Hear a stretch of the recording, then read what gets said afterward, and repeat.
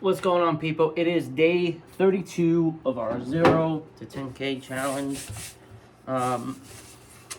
Today was a good day. Finally getting some traction. So I'm going up. I'm actually painting right now. So I'm talking and walking, you know, as they would say. And today was a good day.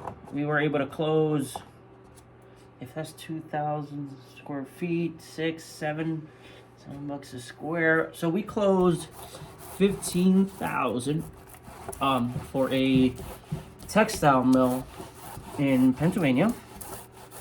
So there's money up here, but there's money everywhere, to be honest with you. It's just surprising, you know, where the money is and who it lies with, and it's in these main street businesses that go unnoticed. So today, I believe our total close, so it was that was around maybe 15,000, which is between a few hundred square feet of epoxy, and then the rest is in polish. So we're going to be doing demoing some linoleum tile, and then we are going to be polishing that floor, staining it with a it's either going to be a slate gray, but we're going to do a mock-up next week.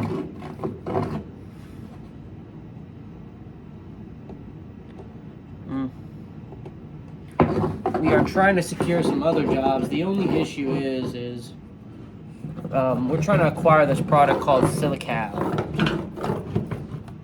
Silical is a quartz-based epoxy system, and only issue I see with that system is you need to be certified. So, can you believe I reached out, asked them to call me, and they never called me?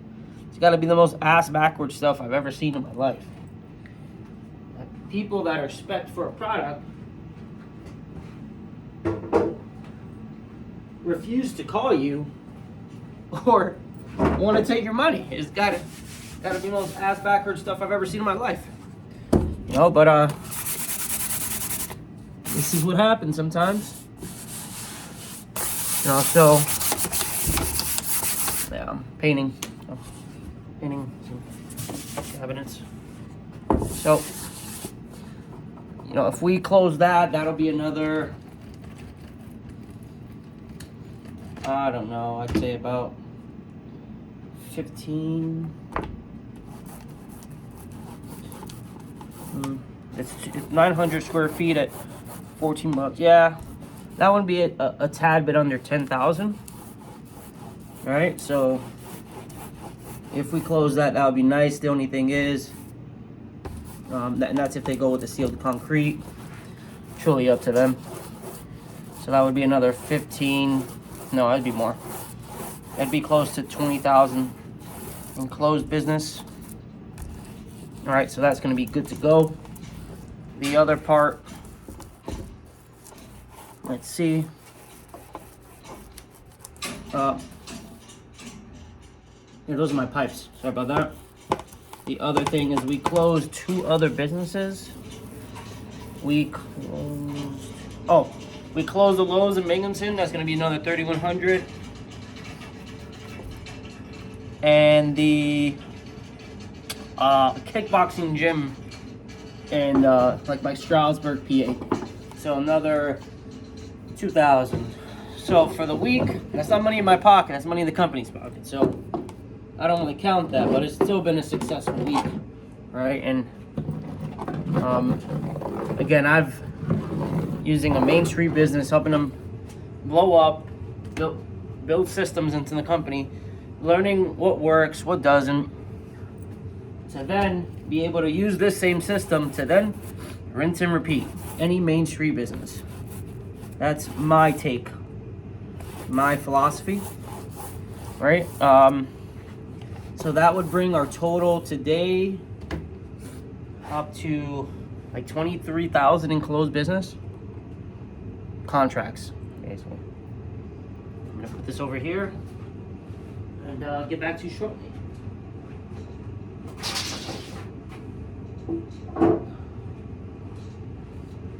So that's pretty good. But there's more to it. Let me see if I can pick this up so you can. There we go. So there's a little bit more to it, right? It's you throw stuff at the wall and you're trying to see, what sticks. A lot of those people came from our website. They could have came from, Google Ad. I don't think it came from Google Ad lead, but one of them came from reaching out to a contractor that we worked with prior and saying, hey, we do this work. That's the work we got in Binghamton. The other work, we use this app called Thumbtack. Thumbtack is pretty good. You do pay per lead, but it's not like Home Advisor. So, like for instance, in some of these campaigns, they'll charge you it's terrible. So for them, they'll charge you every person that you get directly. But for instance, let's say if they don't send it to you directly and there's an opportunity board, you could choose to accept it and you'll pay after accepting it. You get free traffic, so you get to have a free profile in there to, get some SEO from that. And we were able, we paid for 5 leads. So that ends up being somewhere around, it's around $35 a lead times 5. So it's a little under like $200, somewhere around that number. And we were able to make $2,300. That's not NOI, that's not bottom line. It's top line. It's gross. I'm pretty sure the numbers are going to be way smaller. So, if you include the cost to acquire a customer, and then you do your cost, your CTA, I think that's what it's called, or cash on, no, it's not cash on cash. CAC, I don't think it's CAC, but it ends up being, cost, margins, the material there, demo. We're probably gonna make maybe a 30% gross margins there. So it's actually pretty good. 30% in that, it may be after everything's said and done, like bottom, like maybe like 15% or close to 20% gross margin, NOI. So it's not too bad. And as we get better, as we get more organized, right, I'll be able to know these numbers a little bit better and understand them at a high level. Right now I'm just grasping them at a very basic level and doing my best to apply them at a basic level. So, one second, let me just, with that being said, I ended up going to a place in Northeast PA called Aroma. It's a Peruvian Latin cuisine place in Scranton. Great place. Went over there, had a ceviche, and it tastes very authentic. So unlike, we don't realize when you come up here, your taste buds, if they've been in another place, are not acclimated to the taste buds up here. So, food up here tastes different. Meaning, like, if you're used to like a nice pizza, like a New Jersey, New York style pizza, up here they have Old Forge style pizza, which is disgusting in my opinion, but people love it. It is like, it tastes like you got Kraft or sliced cheese, you put it on bread and you melted it. And like even like a grilled cheese tastes better than that. But so if there's not a lot of New York style pizzas up here like you get in downtown or any other place like New York City or New Jersey. But what you do get, so when you find a place that resembles that nice taste, because I've been to Peru and it tastes pretty authentic on that end. And I actually end up helping the guy just started his business there. And what I ended up doing is help them build his website. Built it rather quickly with a website called Card, C-A-R-R-D. And didn't charge him for it. Just said, hey, here's your website. And then I also looked at his property for some construction stuff. And the guy was super grateful. Wanted to give me money, but if you know anything about starting a business, there's certain things you should probably just give away for free and you'll get it back in reciprocity.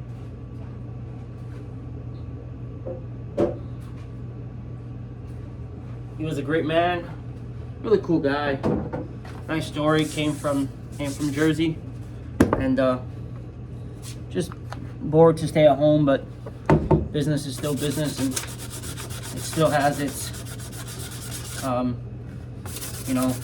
its own set of circumstances. So you want to honor that and not take free things from people when they need it. Yeah, they want to try to do right, but you don't know if they needed that $200. You don't know if they were struggling to make payroll. And a small business, you think you send that money to another place, and but some of these people need that $10 is like, for some of these people it adds up and it's make or break. To some people, they see a certain number, it's like they know what's going on. So every dollar counts for these small businesses, and he wanted to give me something, but I said no. You could come to my church, and we could do it that way, right? But great time. Was able to give that, and I finished going through still fighting with my leads for our co-stars. So because they give you the whole list, but maybe if that, like out of 5,000, 6,000 leads, none of the emails work, none of the phone numbers work. So you can imagine it's rather not disheartening. Just if you were to email 5,000 people, and while you're emailing these people, like half of those emails bounce, like they go undeliverable, like they'll ban your account in the process, or like significantly throttle you. So I'm using email verifier on these leads. Yeah, it costs like $40 for 5,000 leads to be checked, and I'll find a way around that. But for bulk leads, it's worth it, because if you were to again send 5,000 emails, like just automatically, and half of them bounced, you would be on like your email provider's watch list, because they start getting terrible reviews when they start getting bounced emails. So, and I got my account flagged like 10 times. So this is definitely something to think about. All right. This here, this is looking good. How does this look good? But I'm only telling you this because that's what I did today. I did that. Finishing up the last of the email automations, sending my leads and proposals. Just working on these, like these things that make your job like inconvenient, right? But doing it at a way where it's like you're not paying $20 to solve that inconvenience. You're more like, how can you resolve that and never have to deal with it ever again is a better way of saying it. So we set up a bookings page for our company, and now as soon as you request an estimate, you're automatically sent an email and you're rerouted to the page to book an in-person consultation, right? And their address is requested, right? This is good news, because sometimes the hardest thing to do is you get a person that requests data, and you know they're really just looking for information. So most times this will sort them out, right? You can't just not call them. Like, you gotta call them, but you're still gonna be able to, in my opinion, you start helping yourself. You know, I created a. Put this over here.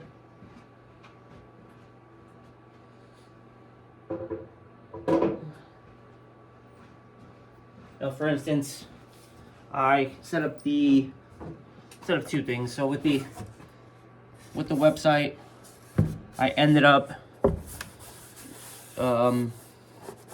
so like once they submit the form, I have it where it'll automatically send them a welcome email, like basically describing our services. Hey, we do this, we do this, we do this, we do this, we do this. You can book a link here, you can look at flake choices here, you can look at pictures here. And you know, that helps us, right? Because that's another touch point, right? Because you know, most times people want to buy from people that they know, like, and trust. And if they don't know, like, or trust you, right? Because you remember, it's really tough to create trust, especially with people that you're truly just meeting or talking to for the first time.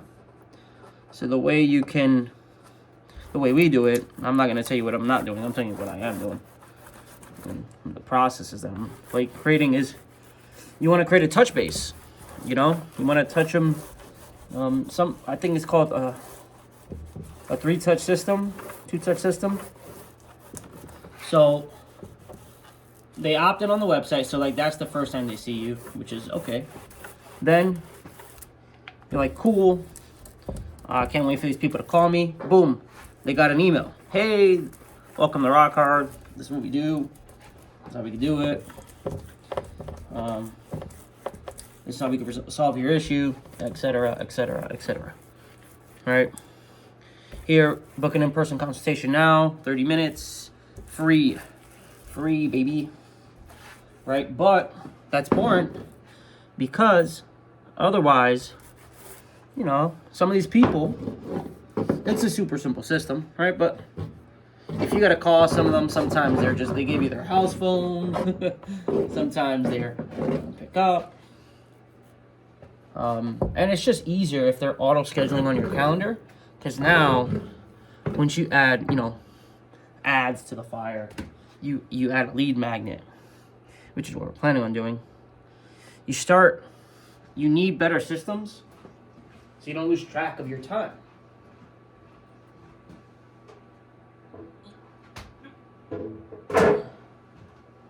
So I'm creating this system for the future, right? Because let's say we go from, I don't know, we went from, you know, maybe 3 to 5 leads a day, like viewing customers, to what if we went to 10 a day? Like, that's substantially more because you can drive around. So why do I bring that up? Well, because to me, I want to make sure that I really want to kick myself out of the business, truly, and I want to kick the owner out of the business, but not in the way you think. Like, certain things are just resource intensive. Like, if you're not looking at your email, something slipped through the cracks. So I'm creating systems. So then, they're so simple that anybody could do it. Now, we created a system and a process. Then you could hire a sales guy, and he works 100% on commission. And now, boom, you now don't have to sell. Now you can go to shaking hands and kissing babies. Or you could go sell alongside your salesman, which is also very important because, you know, for me in this business, you know, the most leverage you get is usually selling customers. So creating the opt-in page, adding a CRM, Zoho baby, the Zoho plug. You know, you start to, and I'm learning this. I'm like, once I get the marketing arm, I'm pretty much, I'm done. Like I may not have to work anymore. Like, well, I'm working on the business, so it's different. You know, still gonna meet with people, shake hands, but that's what a business is. It's shaking hands, and people have gotten it twisted. Yeah. Sometimes it's not that, right? But most times it is. It's this. And that's what people mistake sometimes, is you never give yourself enough chance to work on the business, and you always work in the business. And I'm not trying to preach to the choir. I'm really just talking to myself.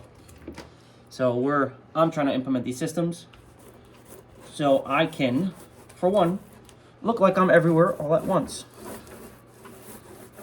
Right? Now I leverage my time. With that leveraged time, I'm now able to maybe have better communication with my team. We can have elevated communication, and that's huge. Like, these systems are really, because our team, you know, they say we don't communicate with them, and they're probably correct. But we're juggling so much. It's like, how do you, well, I'm not going to say that, but, you know, we're juggling a lot. So these systems are here, and we're putting them in place so we can get the communication down, which is really a simple, it's going to be a really simple, like, Telegram chat. All right, so I'm not really too, or like a Slack chat. Probably gonna end up being Slack, a little bit more professional. I like that. Not just for anything. It's really just as you get busier, I really want to have people, you know, count on the systems, because we will fail people, like 200%. Like, if it's up to us, we may drop the ball. We may forget. We're thinking about spaghetti night and and what we're having for dinner, and so you fall to the level of your systems. Let's see.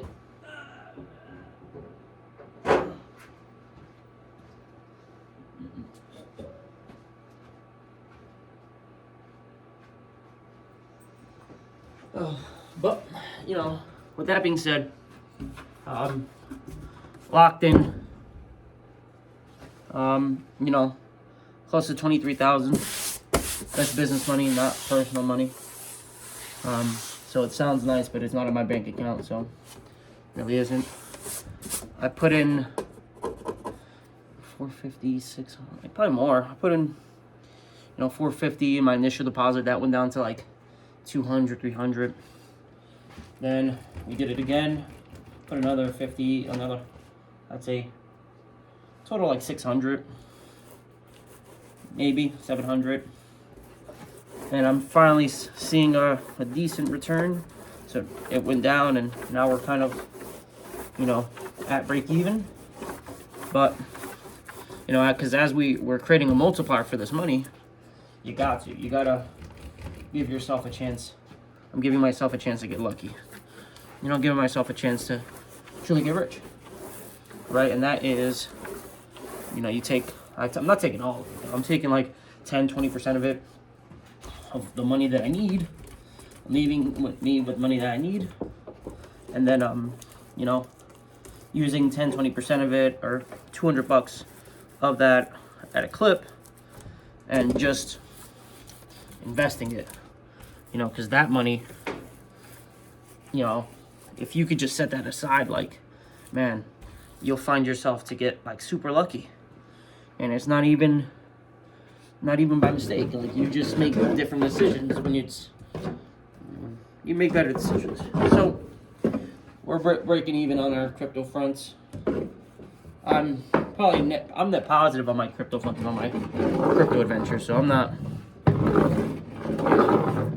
I've done actually pretty well in crypto, but I haven't invested enough of it to become wealthy from it.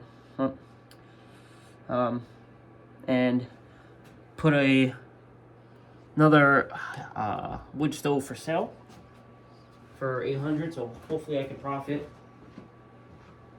What the?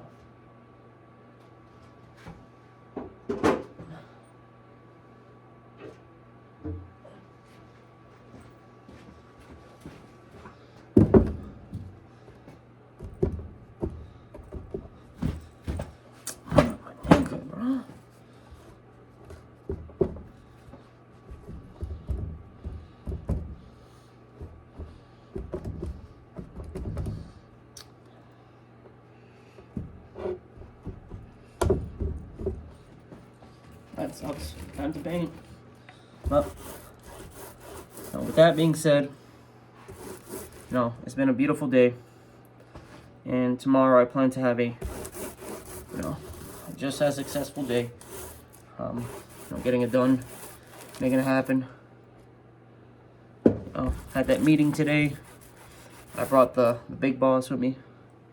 Not because I couldn't close it, just because I understand the dynamic of certain things, and if they wanted a meeting with us, it's really because they wanted some extra security and not a guarantee, but of that, something along those lines.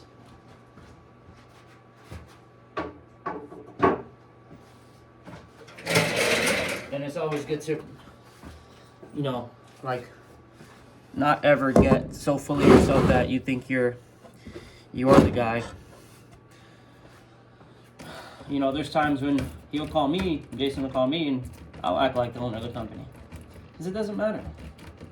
Why doesn't it matter? For a few reasons. You got to do what it takes to close business. And sometimes, you could close it, but sometimes another person could close it easier. And if someone wants security, just give it to them. Just give it to them. Truly. If you could give it to them, give it to them.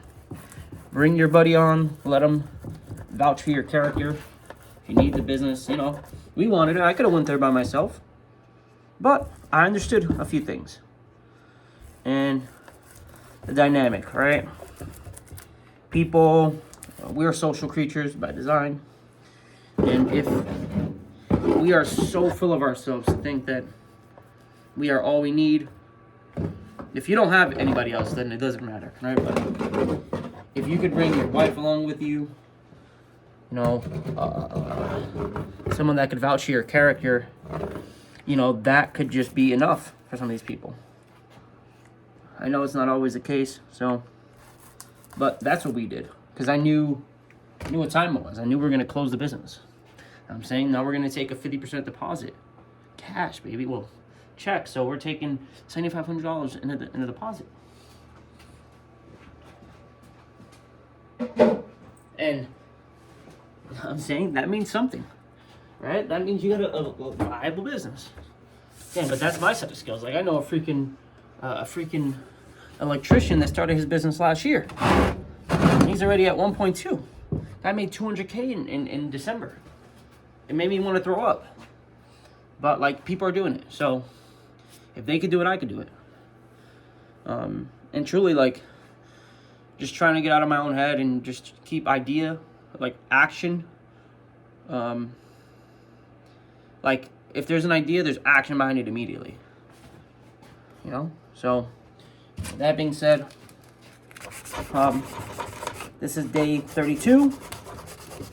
And I actually did create the Telegram. So I did what I said I was going to do. There's really nothing in it. Really just me just bumbling at myself. But that's how it starts, my friends. And then it snowballs. And then you're an overnight success. So be the statistic. Oh, so sorry. Bye-bye.